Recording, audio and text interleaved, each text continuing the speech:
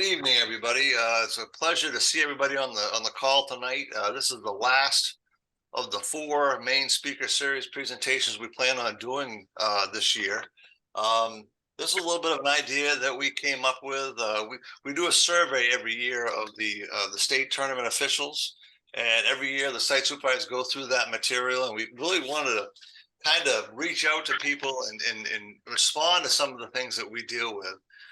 There's really a lot of good information we get from those surveys, a lot of legitimate concerns, and we thought it'd be a good idea to get the site supervisors together, have a session, and try to iron out some of those things. Tonight is an open forum. We'd really like you, if you have questions, put them in the chat, and we'll respond to them as we go through it. How we're going to do things is I'm going to facilitate. I'm going to go through several different items.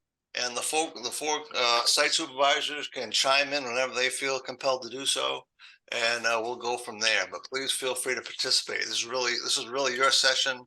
We want you to walk away from here understanding really what the expectations of the state of Maine are. Without further ado, I'd like to introduce some folks. First and foremost, I'd like to introduce Miss Julie Goupel, who's going to be the new tournament site supervisor in Bangor.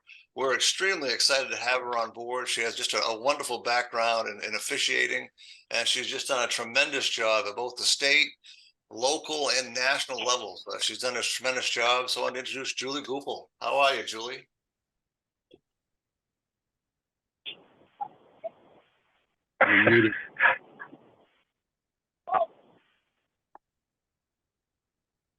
Julie, you there?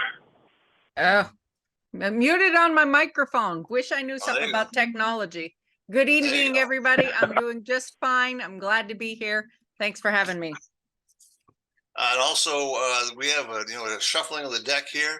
A new site supervisor in the Portland area is going to be Clay. Clay, do you get any opening comments? Good evening, everybody. Glad to have you here, and hope we can answer any of the questions that you have for you. And for those of you who've been on these calls and seen these main speaker series, I know stranger to Barry Fuller, but Barry, you want to say a few words before we get started? Very few. Good to be here. It's good to have this forum. Every year we have a discussion about.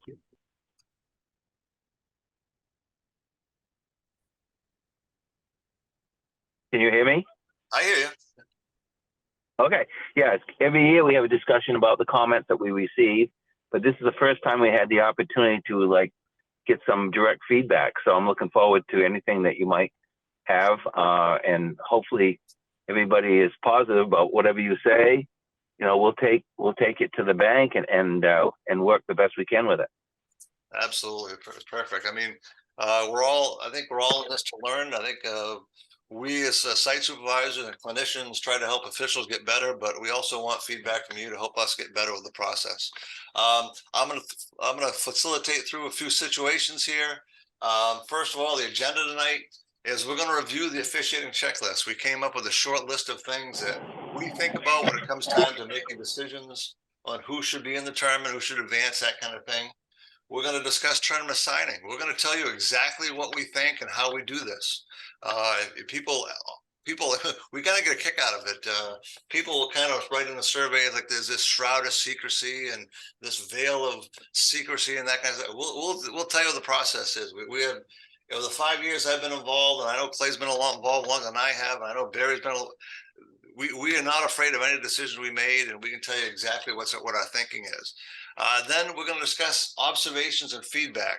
We travel the state. We go all over the place, and we're going to discuss what our approach is to doing observations and when we're going to give feedback to people so you can know what those expectations are. And lastly, we're going to talk about some of the feedback we got about the tournament facilities. We want you to know that we do take those recommendations very seriously, and we are going to try to make some adjustments for some of those things. Here's the checklist. Here's the stuff that we think about when it comes tournament time.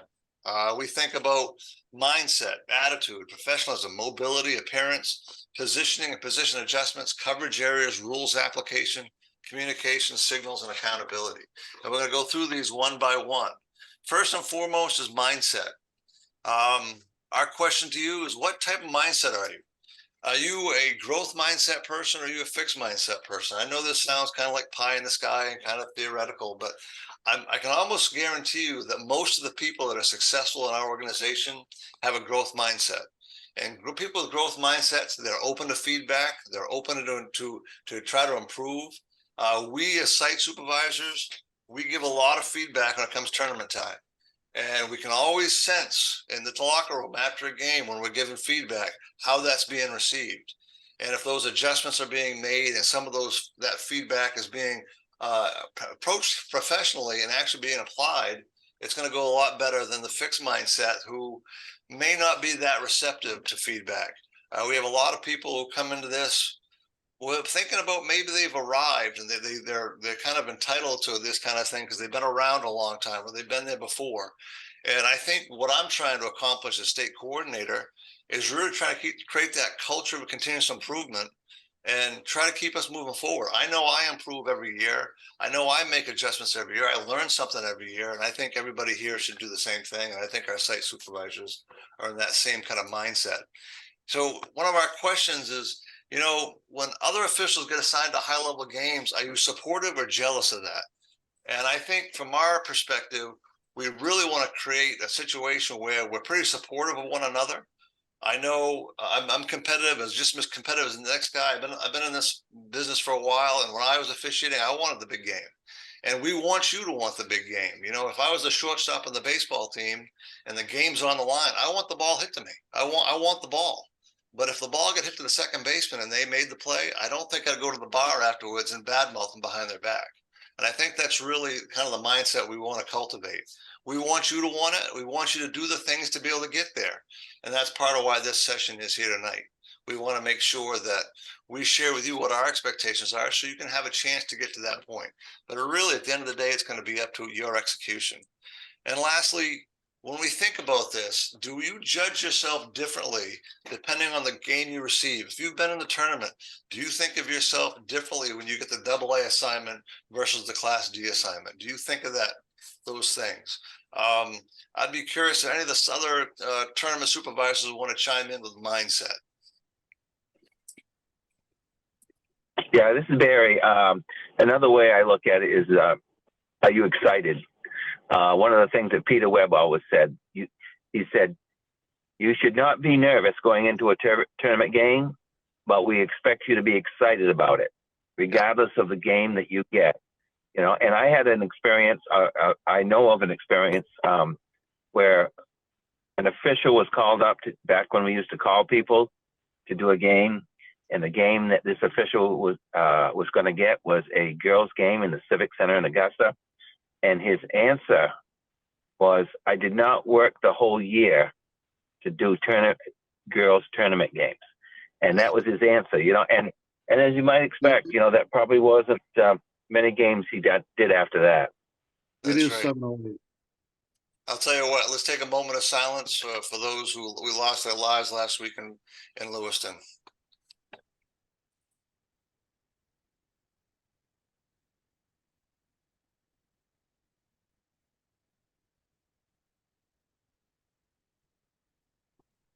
Thank you very much. We were on this call last week when that happened, and it's just gut wrenching. And I know there are probably people on this call, probably people that have some relationships with some of the people who are lost or the families, and really heart goes out to them. That's an excellent comment, Barry. I wanted to share a story. I was in a locker room after a game a couple of years ago.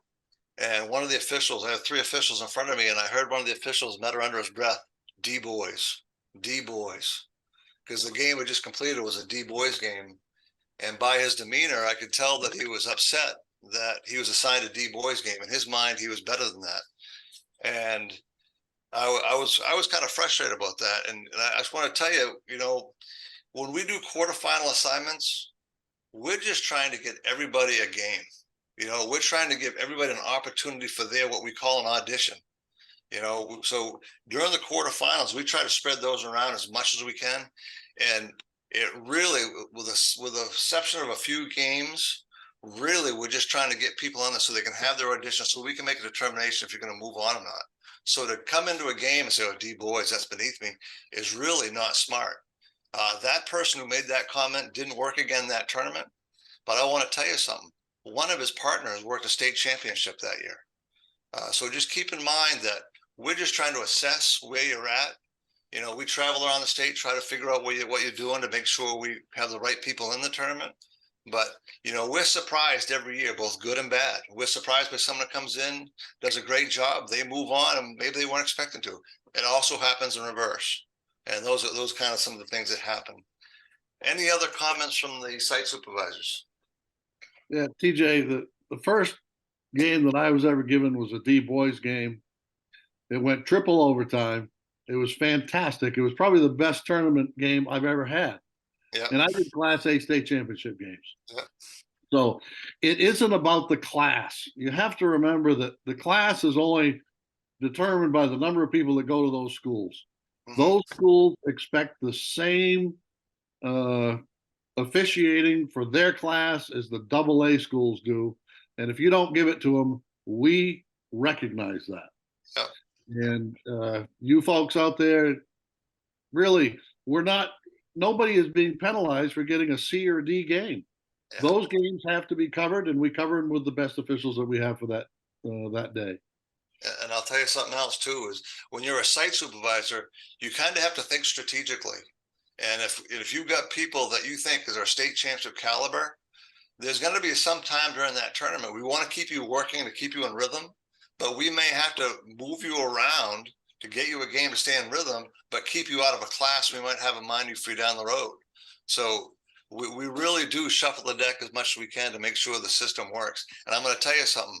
We get a tremendous amount of feedback from the smaller schools who really appreciate the fact that we're putting some of our top people on some of the games that may not be perceived as marquee as others. So keep in mind that as well.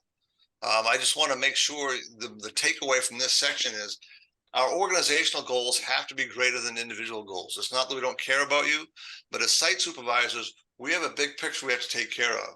And when it comes right down to it, your ego cannot be the driving factor of what we're trying to accomplish. We report to the MPA, they give us marching orders, and we really have to make sure they're happy with what we're giving them. And over the last few years, I've talked to Mr. Burnham at the MPA, I've talked to the head of the Coach Association. They are tickled pink with the job we've done over the last few years. So just keep that in mind going forward. I can't impress upon you not, this mindset thing is probably more for your benefit than anything.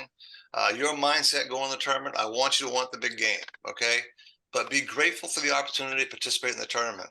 I go to the national conference all the time. And if you go to the national conference, it's mostly former officials. A lot of our clinicians are people who are staying connected to the games. They give it back through being an interpreter or whatever. And I can't tell you how many times I've heard people say how much they miss the officiating experience.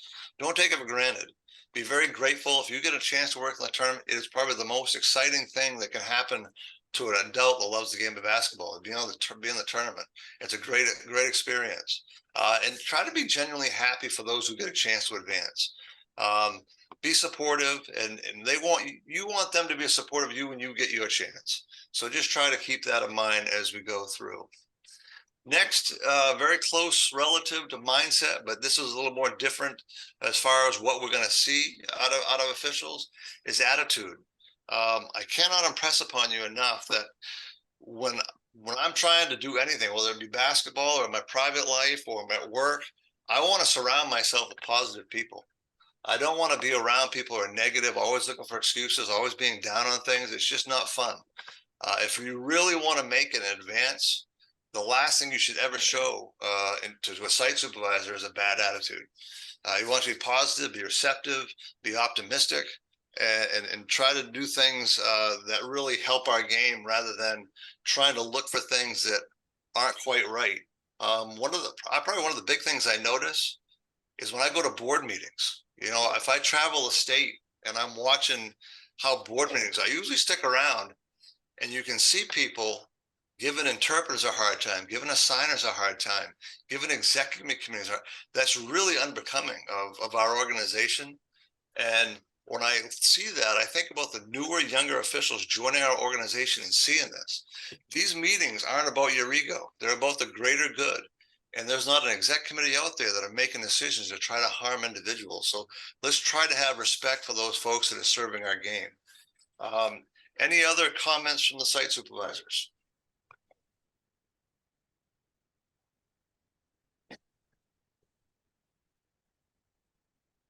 Hearing none, we can move on. Oh, what's that? TJ Barry again. Yeah, part of that is really shows up. The attitude thing really shows up when the site supervisor has an opportunity to give feedback. Yeah. It's pretty easy to read body language, and site supervisors are observers. Right now, don't always have the best angle, don't always have the best position, but if they're providing feedback and you stare at the floor and just listen, or maybe you're not listening, I don't know, and there's no response from you on the feedback you're getting, that to me falls into that attitude. You got an attitude about, hey, look, who's he trying to tell, how to officiate? And that's not the case. It's not what it's trying. You should already know how to officiate. The question is, how did you perform on the floor? Yep.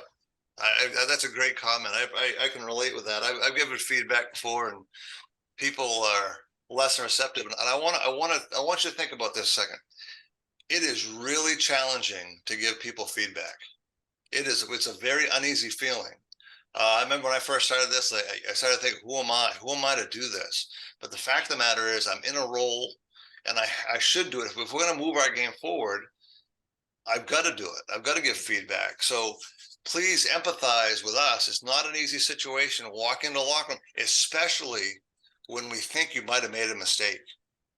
And there's not a one of us that haven't been in your shoes. I'm not coming into that locker room to judge you or put you down, because I can guarantee you there's very few mistakes on a basketball court that you've made that I haven't already made some other time.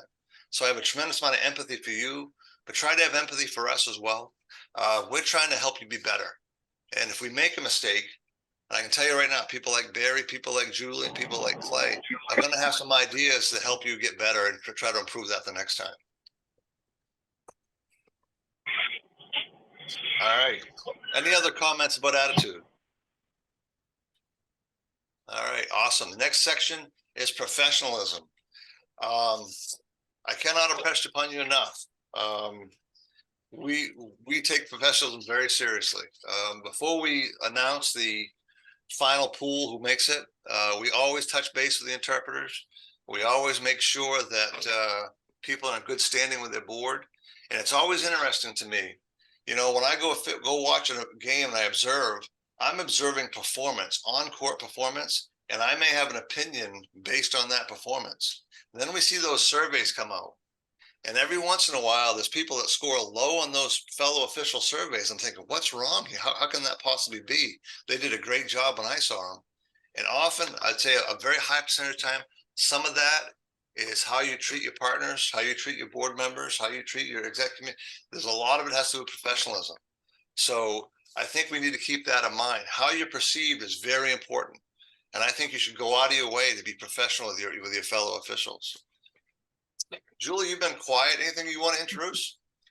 Yeah, this one is a big one for me. The blue puzzle piece in the middle of that picture, integrity. Integrity can be defined as doing the right thing when no one is looking.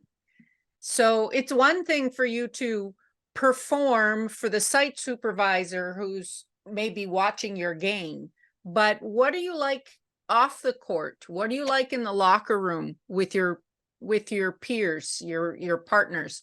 That's a really big piece for me. Is what kind of person are you? Because what kind of person you are in the locker room, that's really the kind of person that you're going to be on the court when push comes to shove. That's what's going to come out when you get squeezed. It's the stuff that what you really are down deep that's going to come out. And those are the kind of people that are going to, do better than those who don't have integrity, in my book. That's an excellent point, because I know one of the things I like to do during the season is usually Monday through Thursday. I try to stay home close to home, and I'll watch a lot of games online. And sometimes you see people not putting out the best effort. Okay, they don't feel like they're being watched, and that's a real dangerous thing. So that's part of professionalism. Clay, Barry, anything to add? Treat every game like it's your Nothing here. last game. Treat Yep, every single game like it's your last game. yep. And treat everybody you work with like they are definitely as good as you are. Even though Yep. some nights you know they're not because they might be younger, they might be their first year doing varsity or whatever. Treat them as peers, they're equals. Okay, if you can help them along, help them along. That's part of the professionalism. That's a great point, because we do these surveys nationally about the low retention rate we have in officiating, and people often quote, fan behavior is one of the reasons we quit. But I'm going to tell you right now, I know that for a fact we've lost some people because of how they've been treated within the organization, and I think we have to support every one of us. And our numbers are starting to creep back a little bit, but we need more. So make sure we treat everybody with respect. If someone's making mistakes out there and you're a veteran and you got some capability of helping them along, please make sure you do that. One other thing we want to make sure we mention is please read this memo. This memo is just full of information of what our expectations are. Hardly a year goes by where someone doesn't advance in the tournament because they didn't do things in this memo. And it's just unfortunate. Some of these things have been in place for many years before we even got here. There's a reason for everything on that list. Please, please, please read that memo and follow what we have. So you don't have to get that phone call from me and say, did you do this? And that's unfortunate. We can't move you along. We try to keep things fair to everybody, and we want this taken care of. How do you treat officials, coaches, and players and site supervisors? I mean, that's a really important question for you to answer. I mean, if you are being derogatory, if you're being sarcastic, if you're putting people down, are you really the kind of person that's going to excel in officiating? So just keep that in mind as you go through the season. Make sure you're treating everybody with full respect, and be open from these groups to take honest and open feedback. I mean, we want to have good dialogues. We can't get better if we're just kind of pushing things under the rug. So make sure we're having solid, positive conversations. We did come up with this year. Now, unfortunately, last year and over the last couple of years, we've seen a real increase in what I would call entitlement. There's a lot of people that feel very confident in their ability to officiate basketball, and they openly have asked for games. We've had several situations where, I might be in Augusta and a guy might come up to an Augusta supervisor and say, boy, I'd really love to work a game in Portland. Or you might have someone after a game gets over, so, I'm kind of busy, when am I working next? And we had people write us letters and emails saying, hey, I think I should be on the state game this year. I mean, this stuff happens. And so this year in the memo that you just saw, we've actually put a solicitation policy in. If you make any attempt to influence the assignment process, you'll be removed immediately. And all four of us agree this is what we're going to do. And if someone approaches Clay, he's going to let me know, let Julie know, we'll take you off the list. If it happens with Julie, we're just going to let each other know. You'll be done for the tournament. And one of the things I want to impress upon you, this is for your benefit. I want you to imagine something. You just got the A final. You get the big game, whatever the big game is in your mind. Do you want to get that game because you complained? Or do you want to get the game because the people that are doing the job think you're worthy? That's a very important question. If I complain to the supervisor, geez, I should get the AA final, and then I got it the next week, I'd always have to wonder, did I deserve it? And so keep that in mind. We're trying to protect you. I had a person approach me last year. I had a final all ready for them. I was going to put them on a final. And that morning they sent me an email saying, hey, how come I haven't worked again? How come I haven't worked? I immediately took them off the game. And the reason being is I didn't want that person to think they got a final because they complained. That would have ruined their experience. I gave it to someone else who was behaving better. So keep that in mind. This is not a punitive thing. We're trying to protect your integrity and hopefully save us a few emails and phone calls. Guys, anything you want to add to that? TJ Barry again. Something that's close to this is we've worked hard over the last few years to have all officials get a reasonable amount of notice Mhm. for their assignment. Yep. Maybe up to two days. And one of the reasons they didn't used to give notice, like I've called people at 11 o'clock at night for the next morning. Okay, so it's not a fun thing for anyone to have that kind of just you don't know what's going on as an official. So when you do get an assignment, the fewer people that know about it, the better.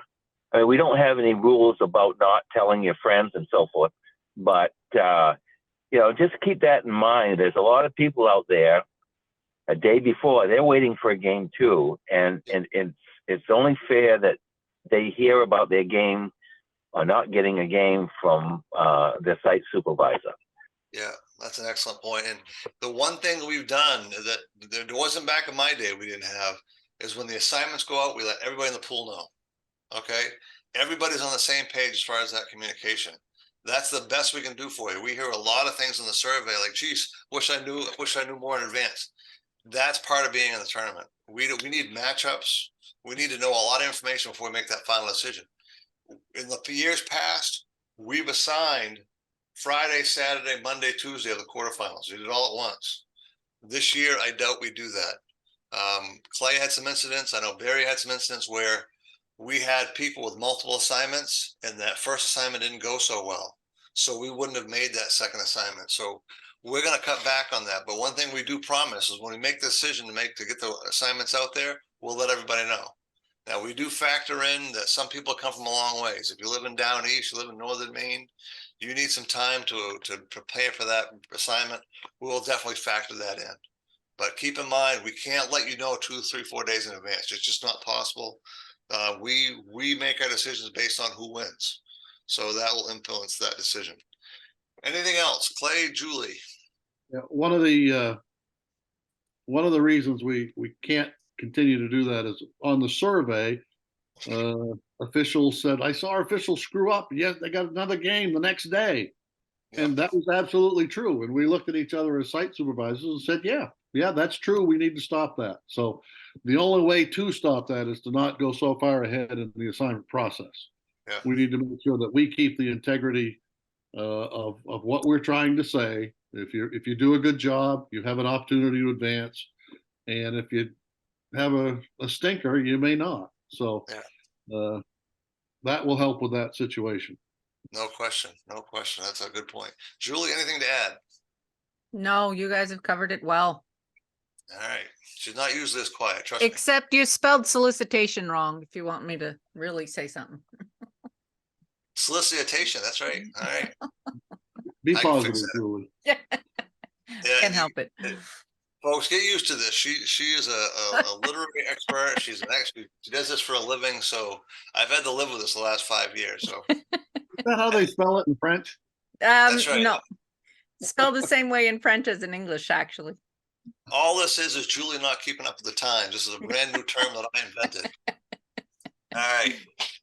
Now, another thing I got to impress upon you, the one thing the state of Maine could do for me is if you're going to have the intestinal fortitude to write me an email and complain about you not getting assignments, the one thing I just cannot have is you telling me you deserve games based on any of the things listed on this page.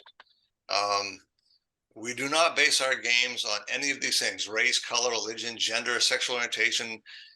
We don't care about your board ranking. We got a hilarious email this summer telling me how stupid we were because the guy was rated #1 and how can we met. I don't care about your board ranking. I don't care about your years of service, what you've done as a board officer. This is a competitive environment. And we're competitive too. And we want to put the people that we think can do the job on the games. Just keep in mind, we as site supervisors don't answer to the officials. We don't answer to the boards. We don't answer to IBO. We answer to the MPA. So none of these things matter. You can quote anniversaries all you want, Groundhog Day, whatever it is you think is important. It does not factor in what we're doing, and I can't impress upon that enough. So if you're gonna write me a note, Tell me you close down on shots. Tell me you get your rules accurate. Your rules accuracy is good. You work the arc in a crew or two. Those are the things that matter to us, and not any of these things. These just do not factor in. Anything you guys want to add? I'd like to add I'll just retirement. add one. Go Yeah. ahead, Clay. Clay, go ahead, Clay. I'd like to add retirement to that list. Yeah, that was the big one last year. It's my last year. It's my last year. 5 years in a row. Yeah. So I'm telling you right now, if you write me an email saying I want something because of my last year, I'll guarantee you won't get it. Barry, go ahead. Actually, that's exactly what I was going to say. Okay, good. Because we're so tired of that stuff. And I'm gonna tell you what, don't be the person that calls up the site supervisor and drops the hint that it's somebody else's last year. Don't do that either. We don't need secondhand solicitation. Just don't do it. I think the moral of the story is do not try to influence the assignment process. Do not try to influence the process of getting in the pool. We'll talk about that a little bit more later. All right, professionalism. Question for you. If you're not going to buy into what we're trying to do, why would we give you a game? There are so many people, when we go around the state and watch, there are so many people that want to do things their own way. The site supervisors and the interpreters and a lot of the board leaders have done a tremendous job in the state of Maine trying to teach us how to do the right thing on the basketball court. And if you're thumbing your nose at what we're trying to accomplish, why would we turn around and reward you? It makes no sense. So my moral of this story is don't ask us to lower our standards. Raise yours. If you want to do well, you'll be rewarded.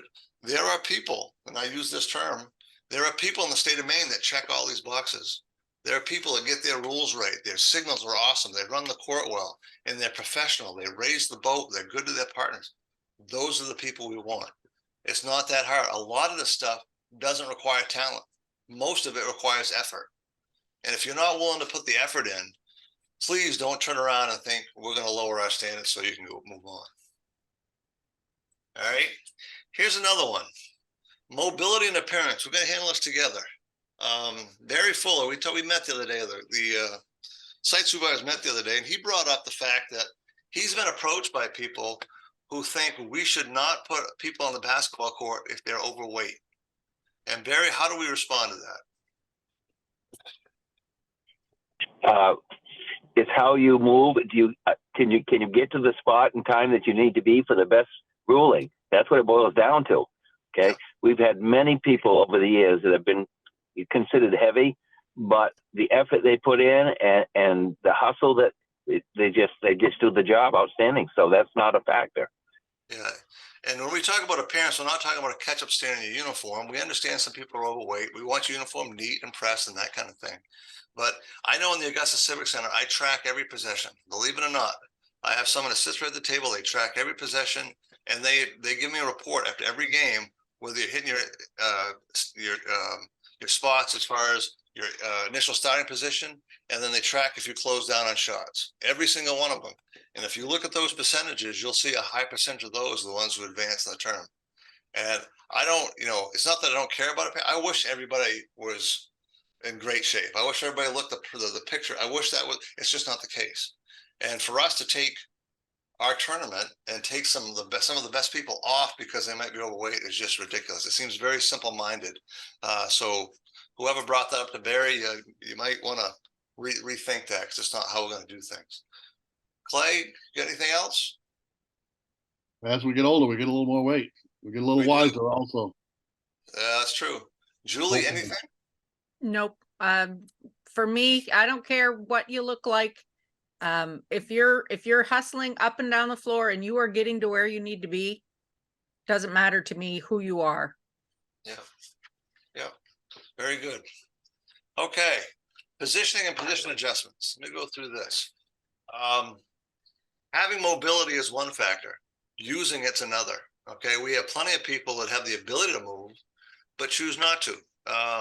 So, if I've gone to observe games over the last few years, and I see people run up the court as the trail, stand at the division line, and never move until that possession changed again.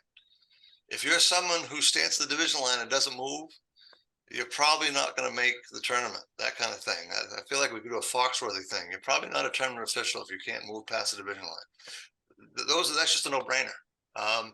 You've got to be able to have the ability to make proper position adjustments and actually do them. Are you proficient in three-person mechanics? This is huge.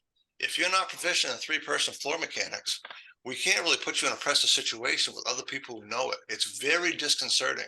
Working with someone who doesn't know the system, now all of a sudden, a huge part of your focus is not on the game anymore, it's on your partner. And that makes us less efficient. We don't want that. So these are some of the questions. These are what I call effort indicators. These are things as an observer I look at. Do you consistently get to your initial starting positions? As the lead, are you moving A, B to C? We have so many leads that pick a magic spot and just swivel around and look at the possession where they are. Can't do that. Are you afraid to rotate? I track all my rotations and I look at the end of the sheet and you didn't rotate once. That's a problem. If there was opportunities there and you didn't take them, that's an issue.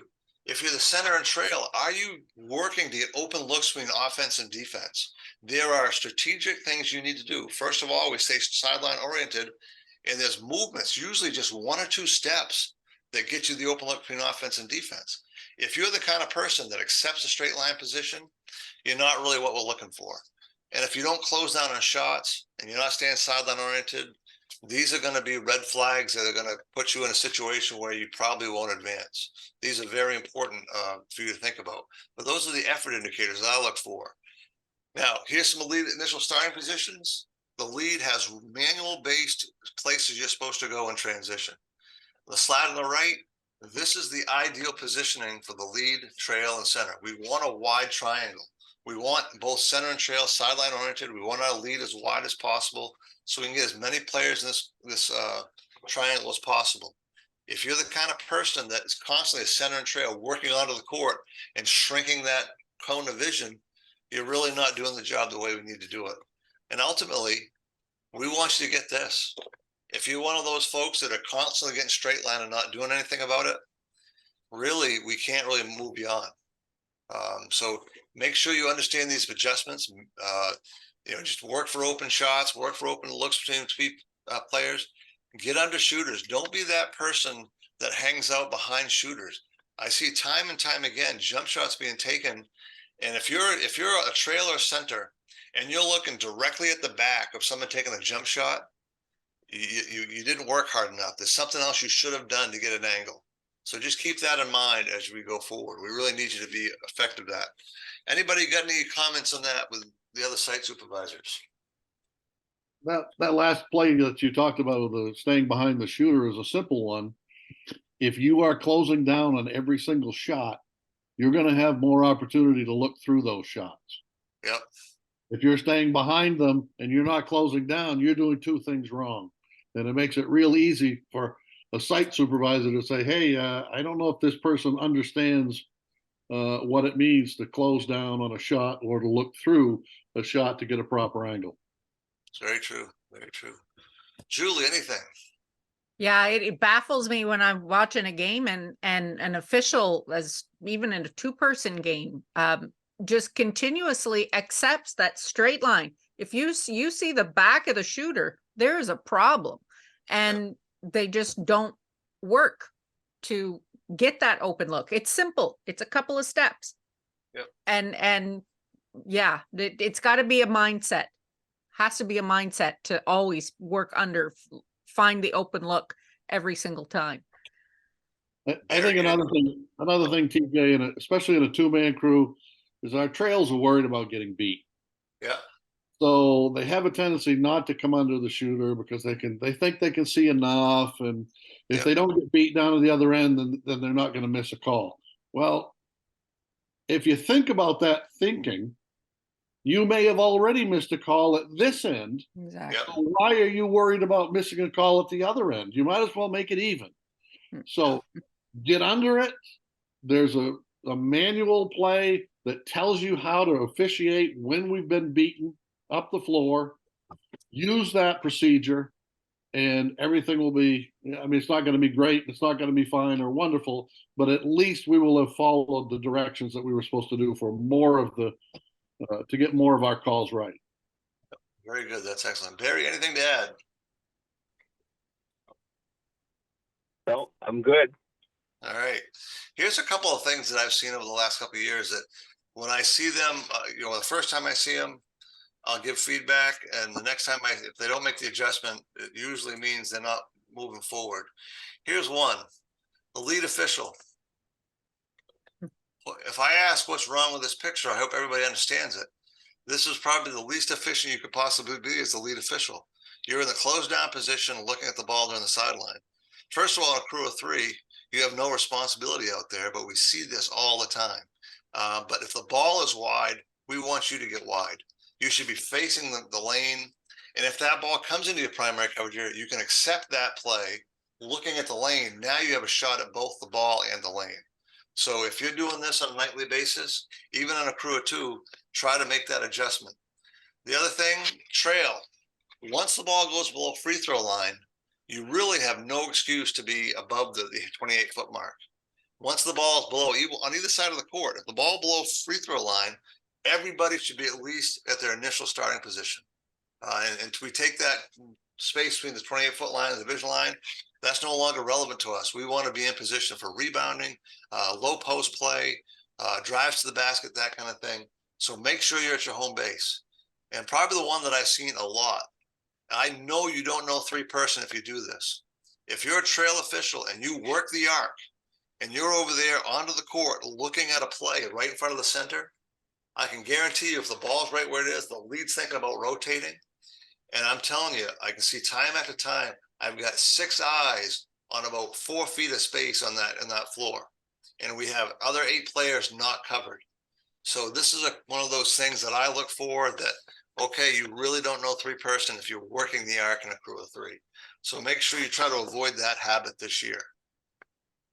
Anything from you guys before I move on to coverage areas? I don't see any questions in the chat either. By all means, if you've got questions, let us know. All right, hearing none, I'm going to go to coverage areas. I'm going to tell you right now, if you're an official that is constantly ruling outside your coverage area, you're probably going to have problems. It's not to say that shouldn't happen, because there are manual-based times you should come out of your area. But to rule a travel, a rule a violation that's not in your area right in front of somebody else, that's a real issue. To rule a foul across the gym in front of somebody else, that is a real issue. Any of the supervisors want to talk about that? Most of the Yeah, calls. if you Go ahead, Barry.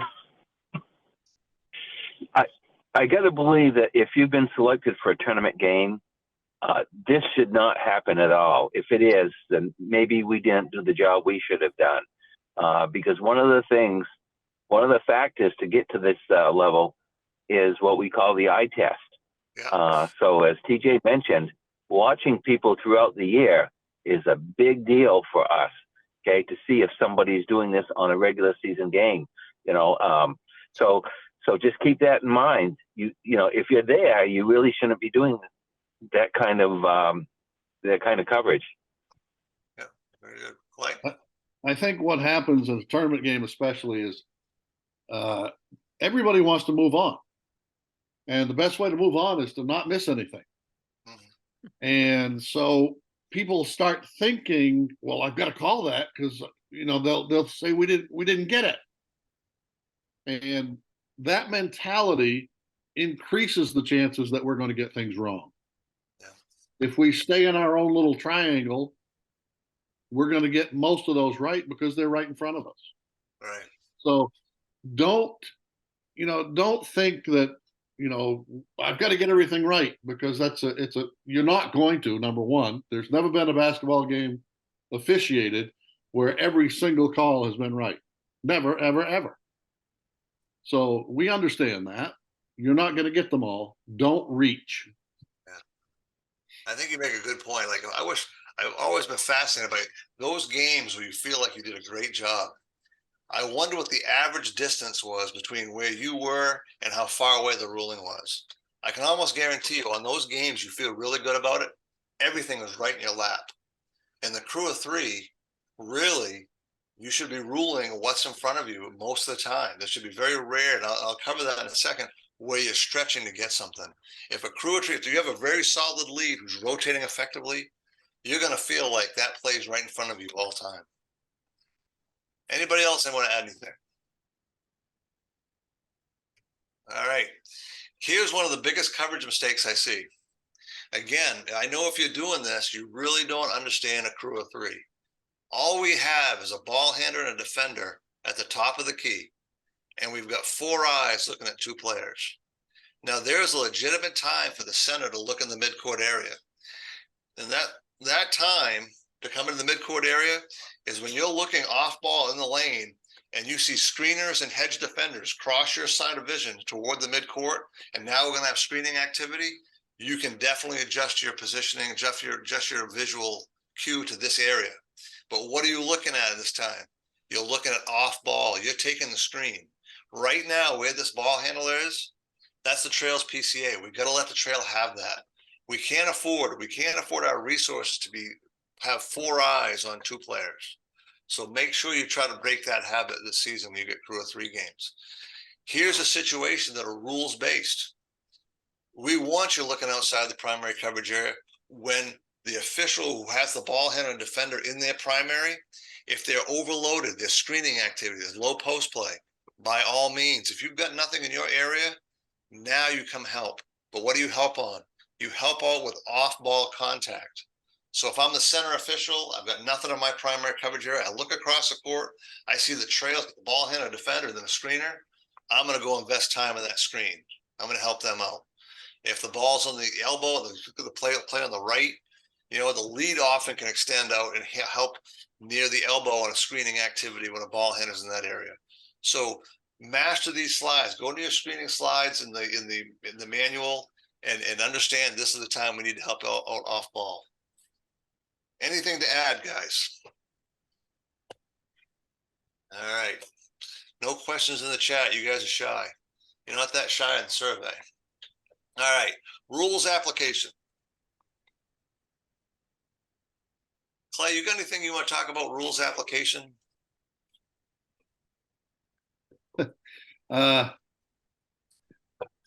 Apply the rules as written with the understanding that there is a game between 2 teams. It is so interesting where you'll watch a girls' game and there will be a contact and the whistle blows. And you'll watch a boys' game and there's a contact and the whistle won't blow. Yeah. When both contacts are very similar. Yeah. Is something wrong with that? I don't know. Yeah. Are the girls falling down at that contact and the boys keep going? I don't know. But we need to keep things fair between the 2 teams, especially when you have a lot of the smaller schools. The games get out of hand. They're 90-12 or 108-4. Yeah. Keep things fair between the teams. Can you call the game and keep it fair at 108-4? Very good. Julie, you got anything you want to add? Nope. You guys have covered it very well. Barry, anything? No, I'm good. Okay. Like I said a million times, our number 1 priority is keep things fair between 2 teams. That's our priority. Of course, we have other priorities, but the bottom line is when we walk off the court, the teams had to have been treated a way, a rules-based way, that the final score reflects their abilities. And when we start setting aside rules or we start misapplying rules, we impact that scoreboard. And if you're impacting that scoreboard in a negative way, we as site supervisors have to make a decision.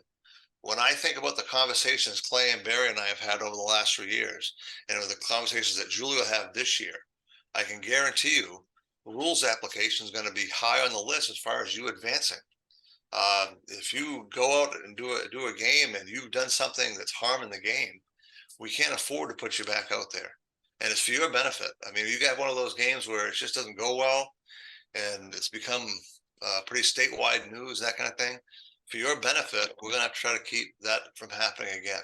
So just keep that in mind. I think we've given you a lot of solid advice. We have a point of emphasis this year. player was a driving force behind that point of emphasis. He's been very instrumental in some of the things we've done. And when it comes to applying the rules, we want the game to come to you. It's not like you go look for something to happen. We want you to be 100% sure something's happened before you get involved. We're not asking you to get the pressure of trying to find every little thing. We want to make sure you relax, take a deep breath. And what Peter Webb used to say is interrupt the game when necessary. When an infraction happens, then we go get it. We don't need you to prove how smart you are or how you want to control the game. We don't want any of that stuff. Just interrupt the game when necessary. When an infraction occurs, that's all we want. We do a lot of videos on RefQuest, and there's a lot of 50-50 plays. And I get a kick out of the rationale. And people will try to support when a lot of these plays, live speed, from the angles that they have, there's no way they know an infraction occurs. So we really don't want you to guess. Just try to be sure to get the obvious things. But try to improve too. One of the things that I have a play on RefQuest now that is clearly a violation, but the way the play developed, I doubt you'd know that based on the live speed and the angle of the official. So just keep that in mind. We're not asking you to do too much. We want you to be human. We're trying to make it easy on you. We don't want to be punitive. We want you to relax, take a deep breath, and try to be realistic. Try to be realistic on a rules application rather than legalistic. And that's our next slide. If you think you saw something, you didn't. Yeah. Especially when it comes to violations. Yeah. I can't impress upon you enough how important each possession is. If you're going to take a possession, an opportunity to score away in one team, you've got to be 100% sure. If you're going to go back and watch the tape and roll it down in slow motion, you weren't sure. So just be sure. I think that's a much more realistic approach. We're human. We make mistakes. So we're trying to make sure our mistakes are more on one side of the equation than the other. We don't want those errors of commission. Okay, we'll tolerate a little bit of errors of omission. Of course, we want everything to be perfect, but we're going to tilt the scales a little bit of you being human. Understand that. Anything anybody wants to add?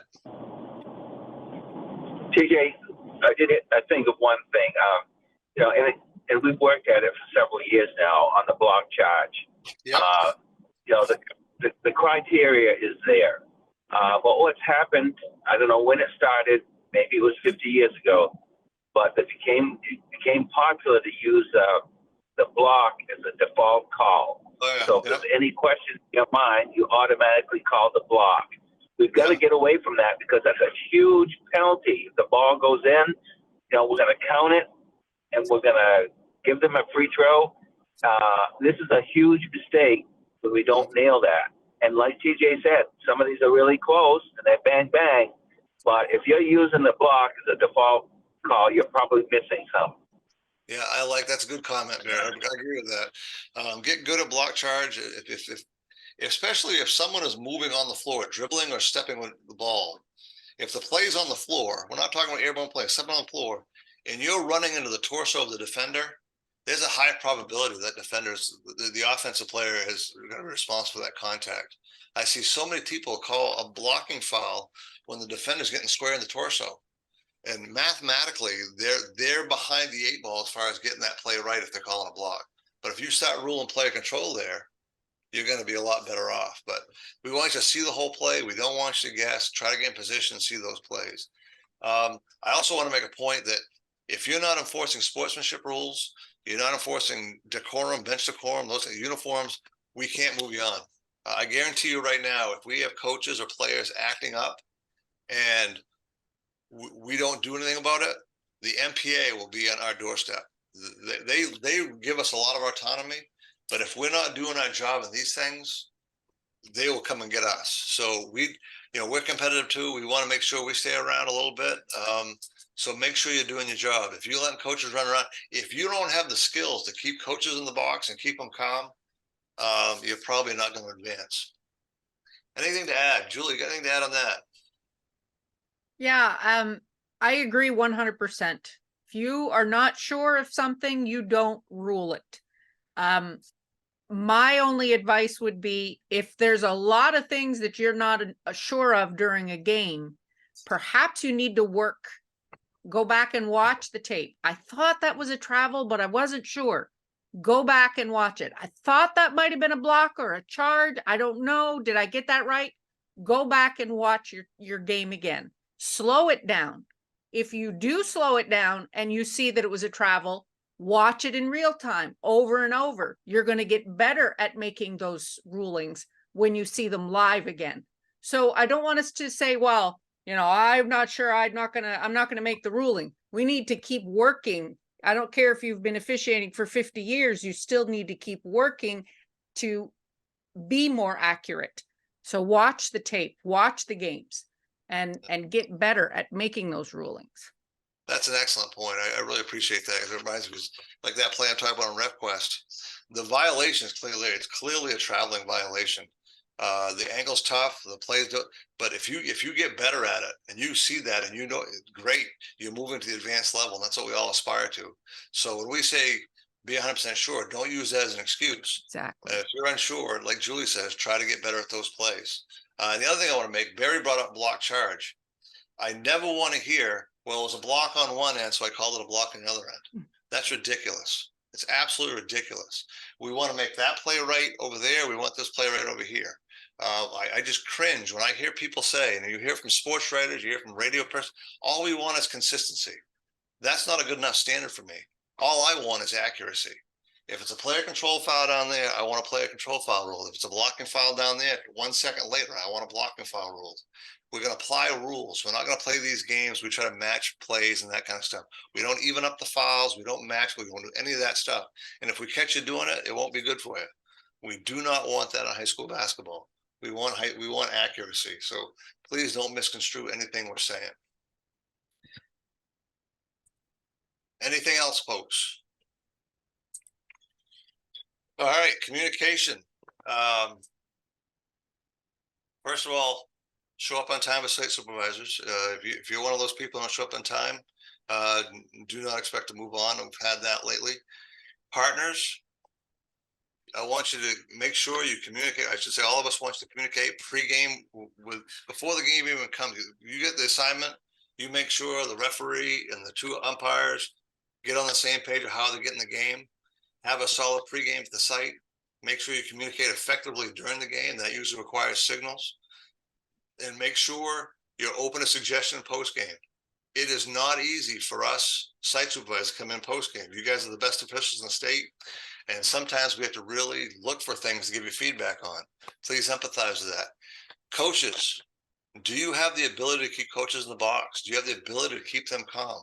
I saw probably the best presentation I've ever seen on communication last week, and I'm going to try to get that person to come talk to us in Maine. Outstanding, gave us really solid point-by-point instructions on how to deal with coaches. I'm going to try to get that, but make sure you work on that skill. When you go to talk to a coach, what do you bring? Do you bring water or do you bring gas? Do you put gas on a fire, or are you the ones that be able to put it out? Make sure you understand that. Probably the most powerful thing that we can ever think about when it comes time, when we're making rulings and people put pressure on us, please don't react, respond. And then one of the most powerful thing is that gap between the interaction that you just got and when you respond. I want you to, before you go in the season, think about how you'd respond to difficult situations. Because if you react, it's going to be emotional. It's probably not going to be rules-based, and it might be something where it might be derogatory or unprofessional. But if you craft how to respond to that, you're going to be much better off. So make sure you have that ability. When you think about our officials at the state championship level, we put people out there that have unbelievable chance to work with people like coaches and players and keep them in line in a professional way. We're not looking for people who are really authoritative. We're looking for people who are confident enough that can calmly handle these situations. Anything to add, folks? TJ, I got two things. Hey. The other side of the coin matters too. Kissing up to coaches, talking to coaches extended periods, and even worse than that, with their partners putting the ball in play on a free throw. That just should not happen. As a matter of fact, if I'm lead and I'm putting the ball in play, I'm going to hold that ball until my partner is where he belongs to be, as opposed to standing there, his mouth kind of covered, talking to a coach. And I'll just give you one example of an extreme. I was doing a game. I was the R and Chevrolet and Westbrook, and my partner, who is very social, okay, decides that he hadn't seen this coach for a while. We're in the huddle for the pregame meeting, and they just get together and they start hugging each other, okay. And the other coach, I saw the face of the other coach, and he just raised his eyebrows and his mouth was open, and it's like, and then my partner turns and shakes his hand with that guy. So what do you think went into that? So the bottom line here is it works both ways. Take care of business when they're not behaving, but also stay away from coaches, all right? Be pleasant, but don't spend a lot of time explaining yourself. That's a good point. Good point. Barry, if you were really sharp that night, you would have hugged the other coach. You should have immediately gone and hugged him. That's not in my personality. Julie, anything from your end? Nope. It's good. All right, one thing I want to press upon you, one of the things that we're most excited about as site supervisors is we no longer have coaches lists or schools lists, whatever you want to call them. We have so much autonomy now. But the message to you folks, you really don't need to try to kiss up to the coaches anymore. They're not submitting lists anymore. You can just be professional and let the site supervisors respect your professionalism and reward your professionalism. If we see you out, soliciting or trying to be overly friendly, that's now something that's really frowned upon. That's something that's not going to be professional. It's going to react negatively to that. So don't do that kind of thing. The next thing we want to impress upon is signals. And I want to make sure you understand that signals are a choice. You're making a choice. Your pride in how you present yourself, that's you. That's 100% you. If you come in with bad signals, that shows us that you don't care as much as we need you to. They reflect your commitment to Iowa standards. And if you choose not to use proper signals, why would we choose you to advance? I mean, I think that's a very important question. We've asked you to do it right, and you don't. Okay, not a problem. You make it easy on us. So when I think about it, which picture represents your signals package? You guy on the left, you're probably not going to make the tournament, to be honest with you. That's too bad. Are you the person on the right that does all the college stuff and the fancy look at me kind of stuff? Are you obnoxious?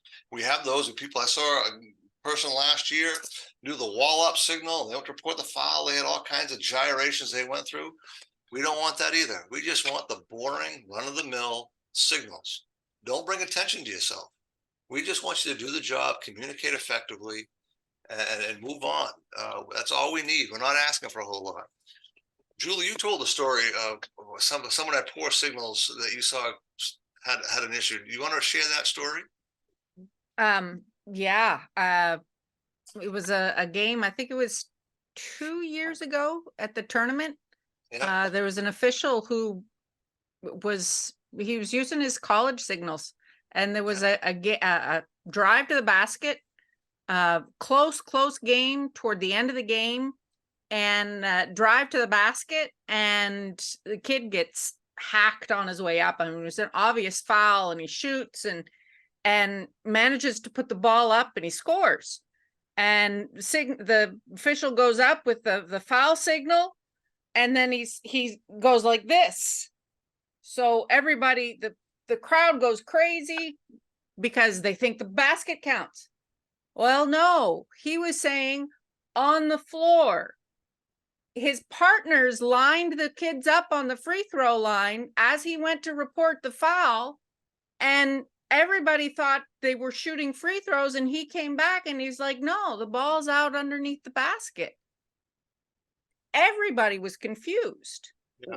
Why are we bringing, would you use your high school signals in a college game?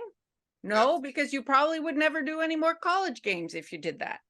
Yeah. Don't bring your college signals to the high school game. Use the ones that are approved.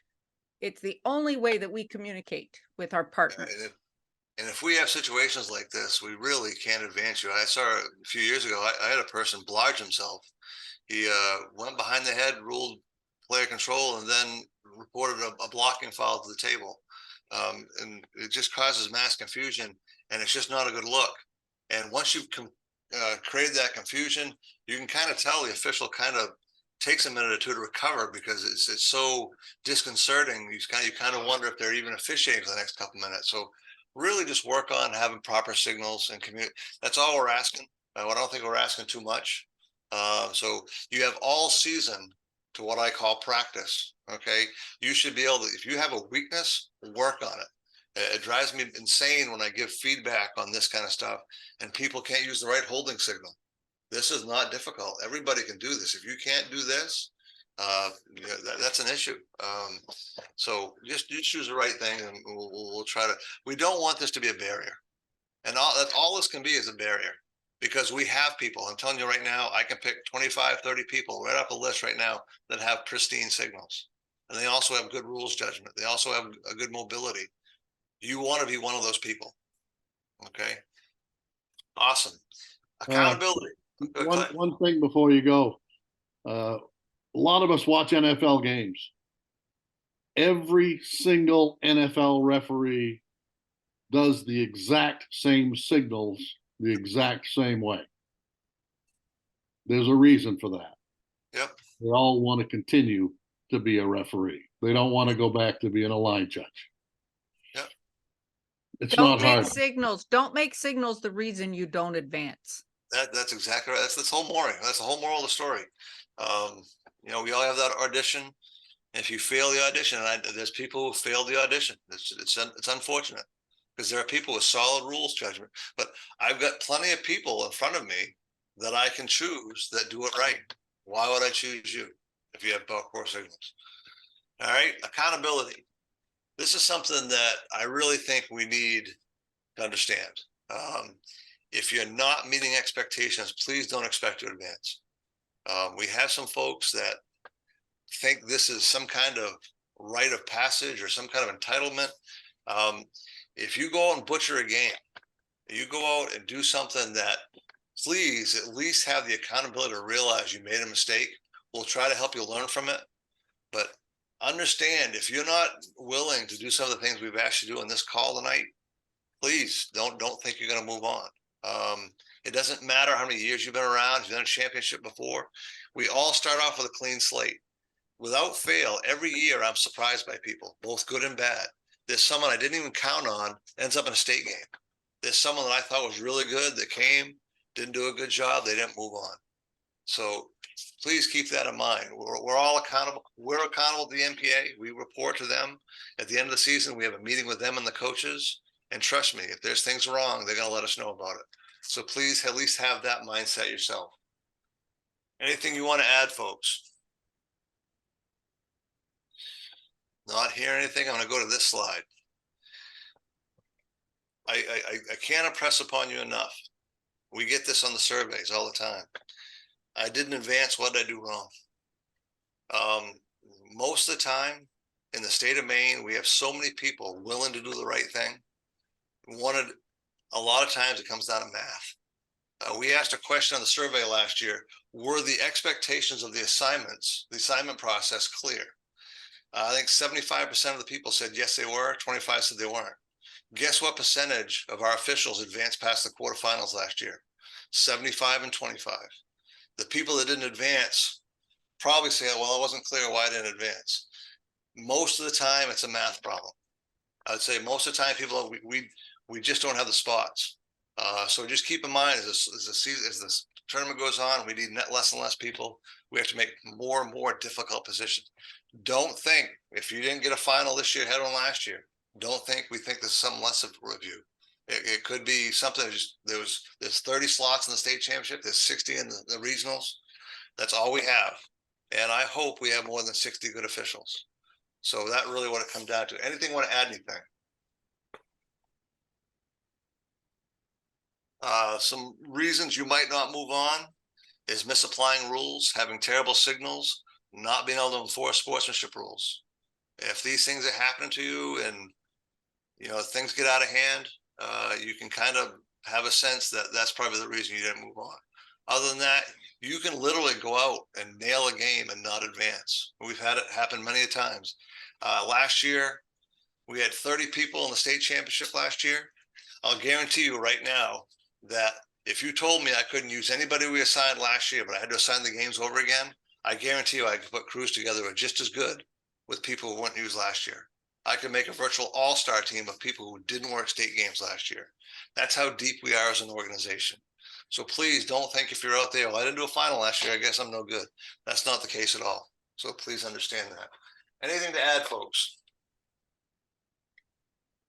We are in pretty good Yeah. shape as far as the number of quality officials that we have that are able to do state finals. So Mhm. it's not one of these things where you should expect to get a state final every single year. Just because you got one this year, don't expect it next year or the year after, the year after, the year after.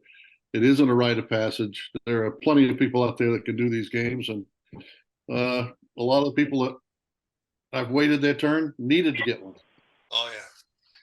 So I mean, being a site supervisor is a lot being like Santa Claus. I mean, it's a great thrill for us to give people the award of making the tournament or getting on regional finals. It's really a thrill.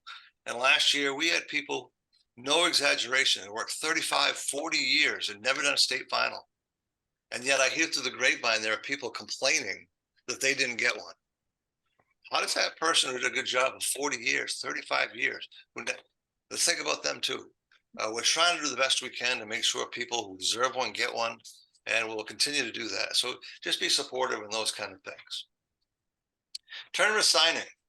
It's important that you know that we don't allow officials to see the same team twice. We site supervisors do begin at the end of mind. It would be crazy for us not to. If I've gone through the whole season and watched officials, I've got in my mind who I think my state champion people are. I do that for the tournament. If I'm going to say Joe Blow, he's going to be, I think I'm going to recommend him for the A's. Great. The reason that's important is I don't want Joe Smith, who I'm saving for the A game, to work the 1-8 matchup in the A. Now I've just burned him for the whole tournament. And now I don't, when I get to the end of the season, end of the tournament, and I go, oh no, I don't have what I need. So we begin to the end of mine. I would say half the time it doesn't work out the way we planned, but that's okay too. We get surprised, both positive and negative, but we have to have that plan. We try to spread around regional state finals. We have 60 assignments in the regionals, 30 in the states. We try to make sure as many people work as possible. We think it's very important. We try not to duplicate if we can. But lastly, availability is an issue. A lot of people don't advance because you're just not there. And please do not think if I've got 2 open dates during the tournament that we're going to accommodate just those 2 open dates. We have a tendency to favor those folks who are totally committed to high school basketball. If you're a college basketball official, we still love you. I was a college basketball official, but don't think because I'm a college basketball official that I'm better than everybody else. And you know what, on that random Tuesday when I'm open, I'm going to get a game because I'm better than all these people. That's not the way to think about it. Okay. If you're there and we need you, we'll use you. But try to keep that in mind.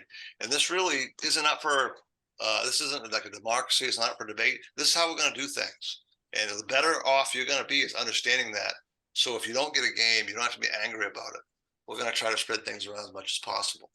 Last year, we had 56 different people get regional finals. The maximum 60. We did pretty well. We've had years we've had 59 or 60. Last year, with cancellations and snow outs and all kinds of things changing, we had to do some things differently. But we had 30 state championship officials. 14 were brand new first-year people. We're very proud of that. Some people criticize us for that.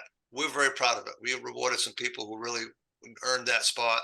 And there are people who've done 7 or 8 or 9 of them that were upset about it. And that's really unfortunate.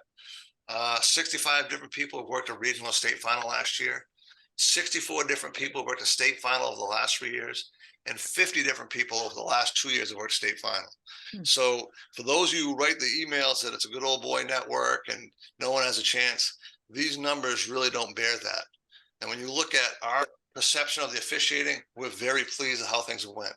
Considering we lost 30% of our staff 2 years ago during the pandemic, we've done a heck of a job coming back and serving the game well. And we get positive feedback from the MPA and the coaches.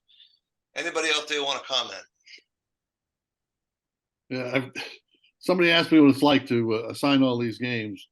And I tell people, it's like doing a jigsaw puzzle without the box picture. Yep. You have some ideas about what pieces should fit where, but you're not really sure all the time.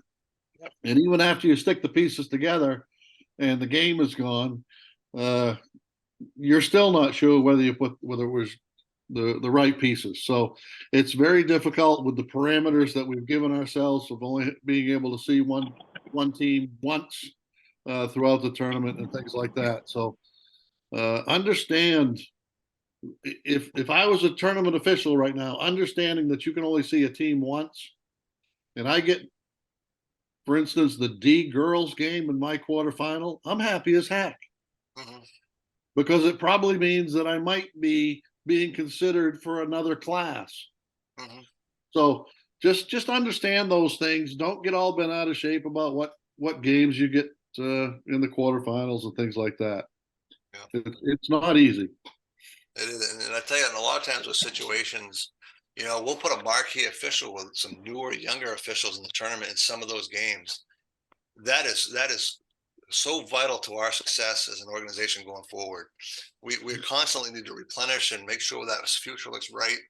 And when you're a top official and you get to earn that, make sure some of that is given it back. And you may have to be asked to do game that you consider less than marquee, but you're there to serve a purpose and give back to the next generation.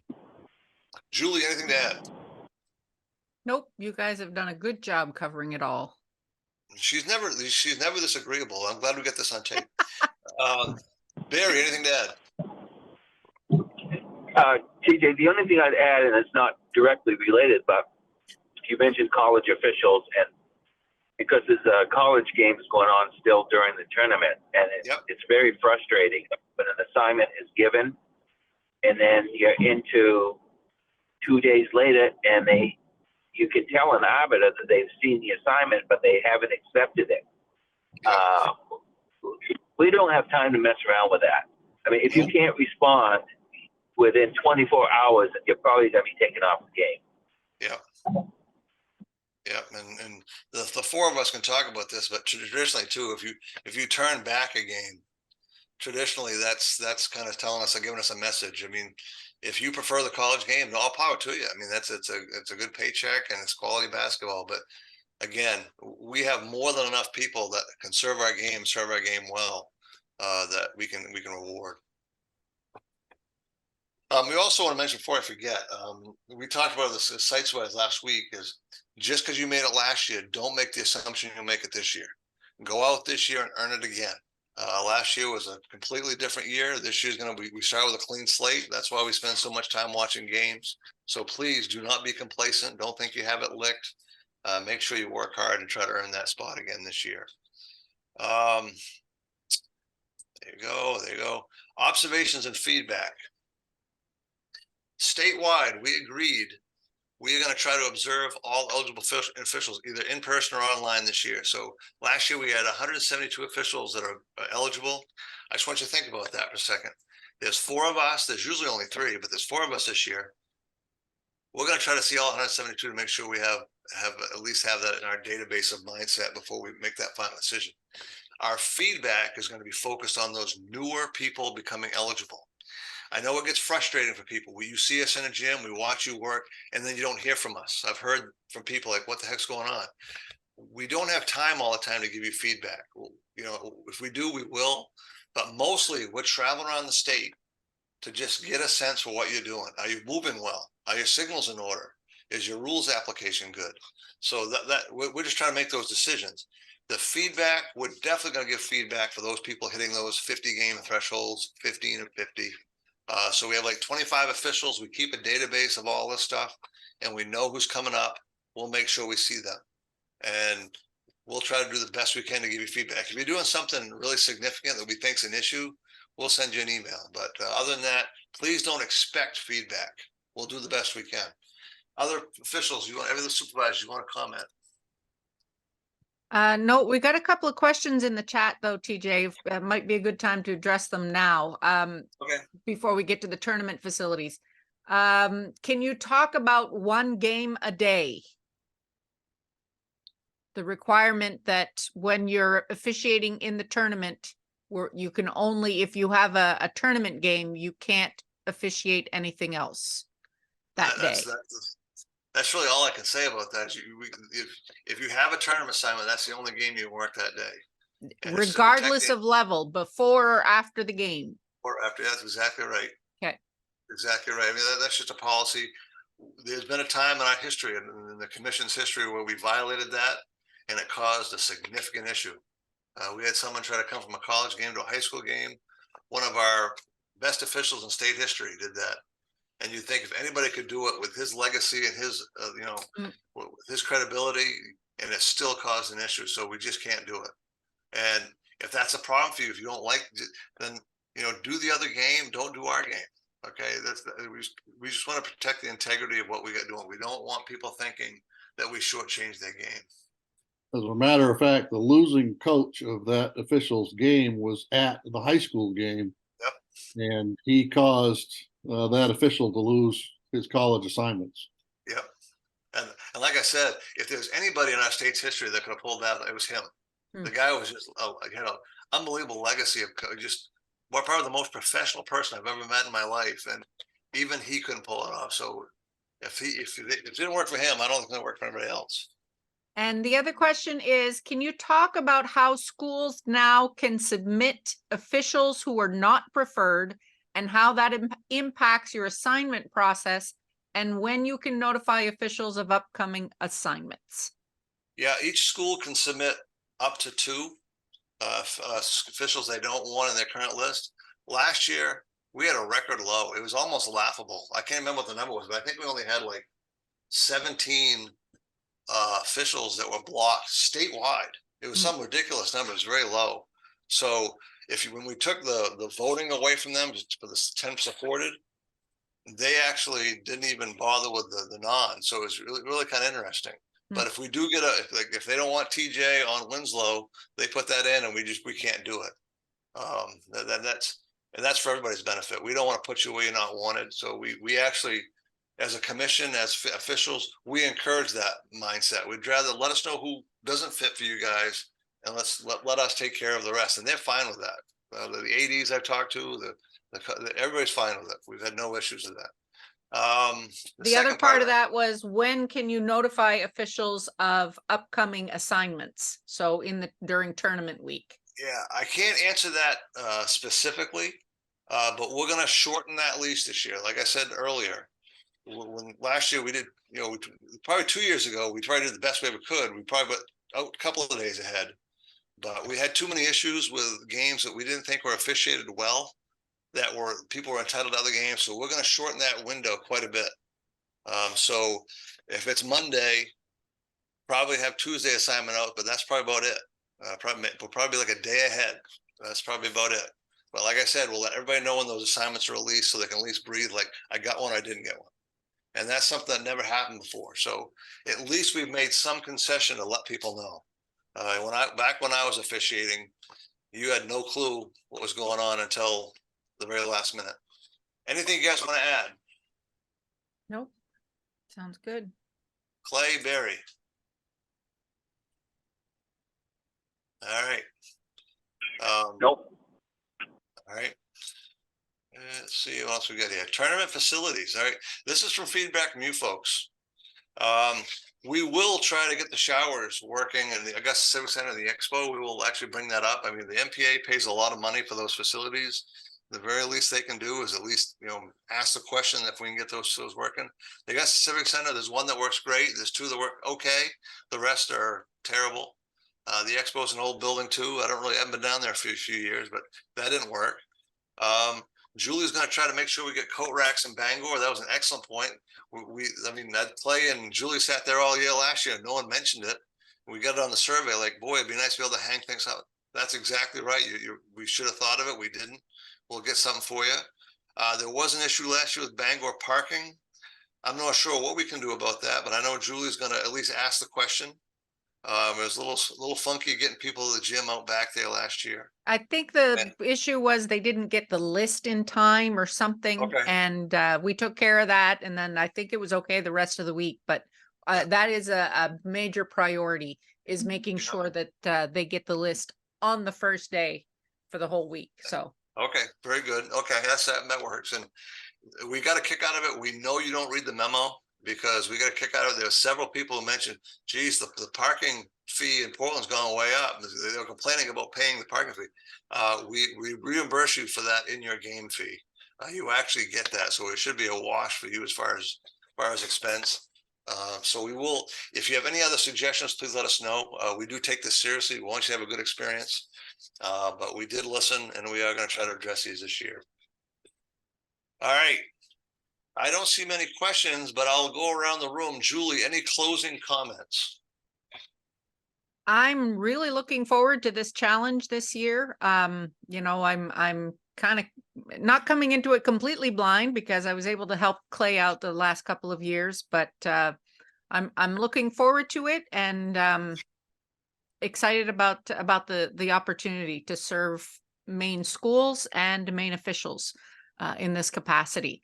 And you know, I'm available. Email me, text me, best way to get a hold of me, because if you're not one of my contacts, I am not going to answer my phone. I get too many spam calls. And if you wanted to text me and you want to chat, I can talk to you on the phone after that. But a call out of the blue is not going to work very well. Trust me when I tell you this, she is very responsive. She is very accessible. Yeah. I'm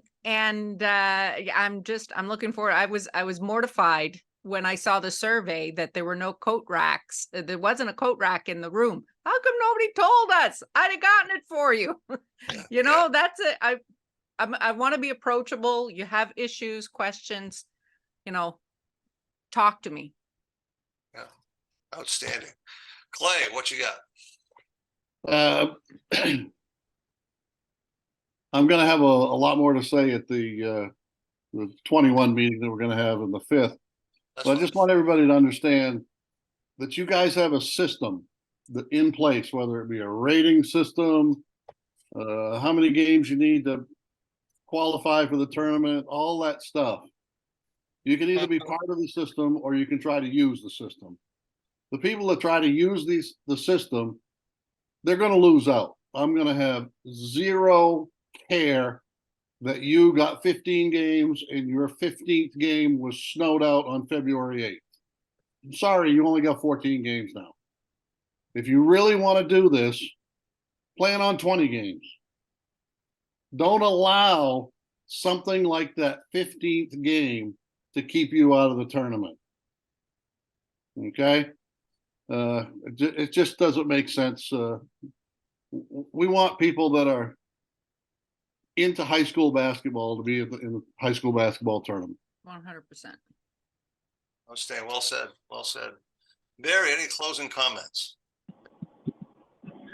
The only comment is I can't see who's on this call, given I'm on the phone, but I really says a lot for those of you that have signed in tonight to completely understand what's going on, because we did get some questions about it. Hopefully this cleared it up for you. Unfortunately, not everybody could be on tonight, I guess, but for those that did show up, it says something about how improve. Thank you. Yeah, I just want to say, like, Barry technically this year is not going to be an MPA site supervisor. It had an unfortunate situation last year, but one of the things that I want to mention about Barry is he's handled this situation with just the utmost amount of class, and he couldn't have been more supportive of including Julie in this program. The three of us, Clay, myself, and Barry, led the interview process to hire the new site supervisor, and Julie was clearly just the best candidate, and that was just the way we hired her. The MPA was very impressed with her, and Barry couldn't have been more classy about this situation. So I really appreciate his input. This year, that doesn't mean he's not going to be involved. I think with so many officials down in Western Maine, we kind of need that bridge, and he's going to help Clay and I understand what the history is and who's doing a good job, who's been doing the things that we need you to do. And so Clay and I can learn as many people as we can to make sure we don't have anybody fall through the cracks. So Barry will still be out there. He's still the interpreter board 21, and he still will be involved in the process of who makes it and that kind of thing. So make sure you understand that. My closing comments are this. We sincerely appreciate everything that you do for us. We want you to know that our mindset isn't to be exclusive, it's to be inclusive. We want to include as many people as we possibly can in this experience. In my adult life, I don't, when I was a kid, I got to play sports. After that went away, the only thing I had to replicate it was officiating basketball, and I loved every minute of it. It's just so much fun. We want you to take the steps that you can get to this level. Probably the best thing that can happen to this state. I hope we get to the point where we have 400 tournament officials. We can't use them all. That would be a wonderful problem for us to have. We want people to just really embrace the high school experience, do a great job, and make our decision hard, make our job difficult. If anybody, I don't see any more questions out there. I think that's what we have, and we'll call it a good evening.